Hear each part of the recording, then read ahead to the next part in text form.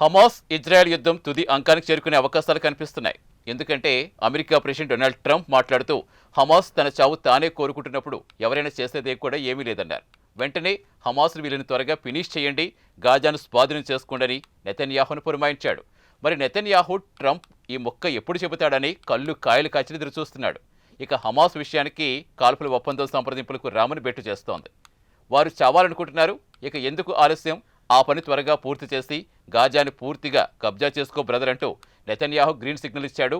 Trump వివరాలేంటో చూద్దాం.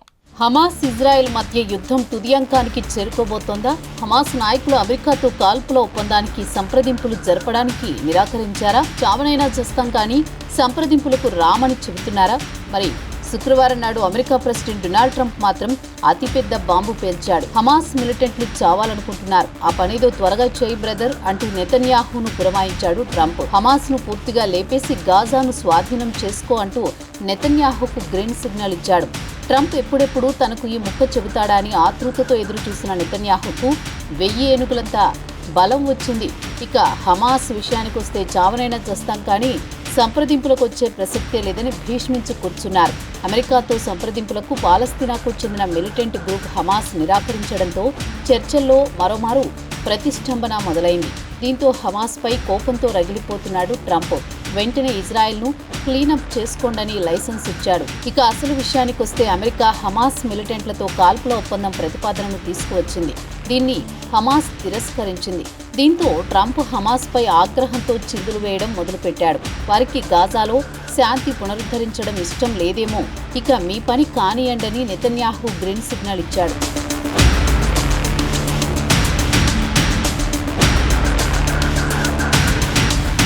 హమాస్కు deal కుదుర్చుకోవడానికి ఇష్టం లేదేమో, వారు చావాలనుకుంటున్నట్లుంది అంటూ ట్రంప్ స్కాట్లాండ్ వెళ్లడానికి ముందు మీడియాతో మాట్లాడుతూ చెప్పారు. హమాస్ పద్ధతి సరిగా లేదు, ఇక త్వరగా ఇజ్రాయెల్ పని కానిచ్చేస్తే సరిపోతుందన్నారు. ఇక ట్రంప్ ఆగ్రహం తెప్పించడానికి అసలు కారణం మిడిలిస్ట్లో అమెరికా ప్రతినిధి స్టీవ్ విట్కాఫ్ శాంతి చర్చలకు నాయకత్వం వహిస్తున్నాడు. ఆయన శుక్రవారం నాడు హమాస్తో సంప్రదింపులు జరపమని, శాంతి చర్చల నుంచి తాము తప్పుకుంటున్నామని తేల్చి చెప్పారు. పరిస్థితి తిరిగి అధ్యయనం చేస్తామని చెప్పడంతో ట్రంప్ హమాస్పై ఆగ్రహం తెప్పించింది. ఇక ట్రంప్ విషయానికొస్తే హమాస్ చేతిలో బందీగా ఉన్న అమెరికా పౌరుడు ఎడెన్ అలెగ్జాండర్ను సంప్రదింపుల ద్వారా హమాస్ చెర నుంచి విడిపించుకురావడంలో కీలక పాత్ర పోషించారు. అయితే గాజా చర్చలు ఫైనల్ స్టేజికి వచ్చే క్రమంలో హమాస్ ఆసక్తి కనబరచడం లేదు. వారు హింసను కొనసాగించాలనుకుంటున్నారు కాబట్టి ఎవరైనా చేయగలిగింది కూడా ఏమీ లేదు అన్నారు ట్రంప్.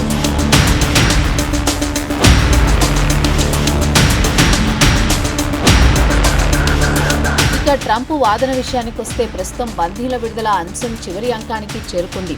ఇక ఫైనల్ స్టేజిలో బందీలను విడిపించాక ఏమవుతుందో వారికి తెలుసు. అందుకే వారు డీల్ కుదుర్చుకోవడానికి ఆసక్తి చూపడం లేదన్నారు ట్రంప్. ఇక గాజాలో పరిస్థితులు దారుణంగా ఉన్నాయని అంగీకరించారు. రోజు మీడియాలో చూస్తూనే ఉన్నాం, అక్కడి ప్రజలు ఆకలితో అలమటిస్తున్నారని సానుభూతి వ్యక్తపరిచారు. ఇలాంటి పరిస్థితుల్లో తాము మధ్యవర్తిత్వం చేయలేమని చేతులెత్తేశారు.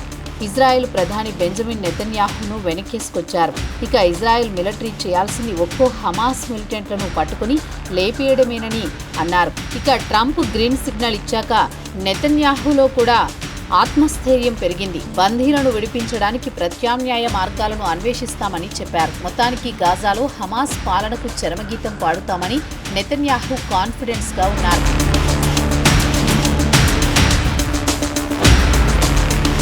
పరిస్థితులు ఈ స్థాయికి దిగజారడానికి ప్రధాన కారణం హమాస్ అని అమెరికా ప్రతినిధి స్టీవ్ విట్కాఫ్ కూడా నెపాన్ని హమాస్పై నెట్టేశాడు. ఇక నెతన్యాహు కూడా విట్కాఫ్ చెప్పింది అక్షరాల నిజమని వెనకేసుకొచ్చారు.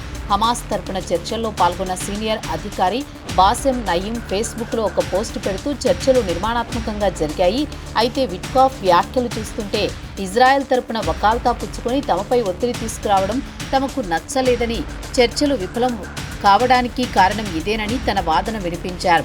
తమకు గ్రౌండ్ లెవెల్లో జరుగుతున్న పరిస్థితులపై పూర్తి అవగాహన ఉంది, అక్కడి పరిస్థితిని బట్టి అర్థం చేసుకున్నామని, అలాంటప్పుడు శత్రువుకు అంటే ఇజ్రాయెల్కు ఆసక్తి ఉంటే తప్ప ఒక ఒప్పందానికి వస్తుందని తాము నమ్మామని బాసెం నయీం ఫేస్బుక్లో ప్రస్తావించారు.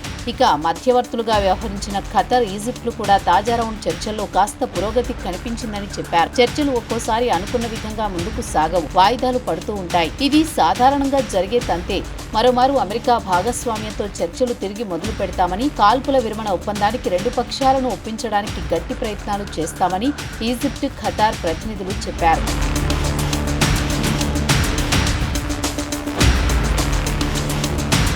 ఇక గాజాలో ఆకలి చావుల విషయానికొస్తే అంతర్జాతీయ ఎయిడ్ ఏజెన్సీలు గాజాలో మందులతో పాటు ఆహార నిల్వలు పూర్తిగా అడుగంటిపోయాయి. వెంటనే సరఫరా చేయలేదంటే గాజాలోని 22 లక్షల మంది ప్రజలు ఆకలితో అలమటించిపోవలసిందేనని హెచ్చరించింది.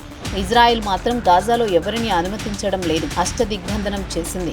మార్చి వరకు కాస్త పాక్షికంగా ఎయిడ్ ట్రక్కులను అనుమతించినా మే నుంచి గాజాలోని ఎవరిని అనుమతించడం లేదు. దీంతో గాజాలో ఆకలి చావులు పెరిగే అవకాశం ఉందనే ఆందోళన సర్వత్రా వినిపిస్తోంది.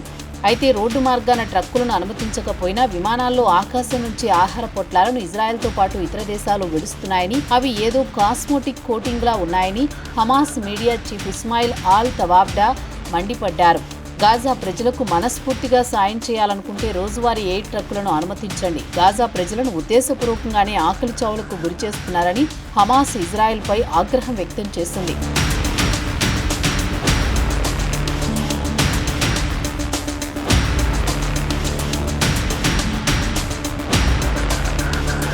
గత 24 గంటల్లో గాజాలో ఆకలికి 9 మంది చనిపోయారని గాజా హెల్త్ అథారిటీ అధికారులు తెలిపారు.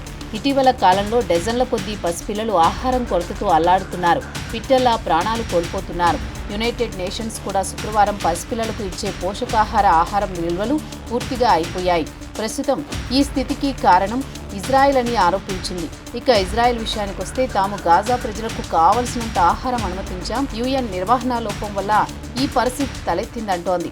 ఉద్దేశపూర్వకంగానే ఇజ్రాయెల్ బదనాం చేయడానికి చేస్తోన్న కుట్ర అని ఇజ్రాయెల్ విదేశాంగ మంత్రిత్వ శాఖ ఒక ప్రకటనలో పేర్కొంది. యుఎన్ ఎయిడ్ వర్కర్స్ హమాస్తో కుమ్మక్కయ్యారని ఆరోపించింది ఇజ్రాయెల్. గాజాలో తాజా పరిస్థితి కారణంగా యుఎన్ అని విమర్శించింది. ఇక తాజాగా ఇజ్రాయెల్ చేస్తోన్న ఆరోపణలను యుఎన్ ఖండించింది. దీనికి తగిన సాక్ష్యాలను చూపించాలని యుఎన్ ఎయిడ్ చీఫ్ టామ్ ప్లేచర్ ఇజ్రాయెల్ను నిలదీశారు. గాజాలో ఆకలి చావులకు ఇజ్రాయెల్ కారణమని మండిపడ్డారు. ఎయిడ్ ట్రక్కులను అనుమతించకపోవడంతోనే ఈ పరిస్థితి అని ఆయన కూడా ఇజ్రాయెల్ను తప్పుపట్టారు.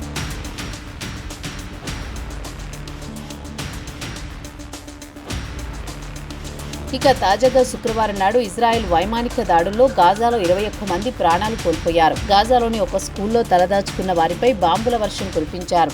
ఈ దాడిలో ఒక జర్నలిస్ట్ ఆదాం అబూ హర్బీద్ కూడా ప్రాణాలు కోల్పోయాడు. ఆయన వేసుకున్న ప్రెస్ అనే అక్షరాలతో రాసి ఉన్న బ్లూ కలర్ జాకెట్తోనే గాజా నగరంలో ఆయన మృతదేహాన్ని ఊరేగించారు. జర్నలిస్టు మృతికి స్థానికులు తీవ్ర విచారం వ్యక్తం చేశారు. అక్టోబర్ 7, 2023న హమాస్ మిలిటెంట్లు ఇజ్రాయెల్పై దాడి చేసి 1200 మంది అమాయకులను చంపి 250 మందిని కిడ్నాప్ చేసి తీసుకువెళ్లిన విషయం తెలిసిందే. ఆ రోజు నుంచి ఈ రోజు వరకు ఇజ్రాయెల్ గాజాపై నిరంతరం దాడులు చేయడం మొదలుపెట్టింది.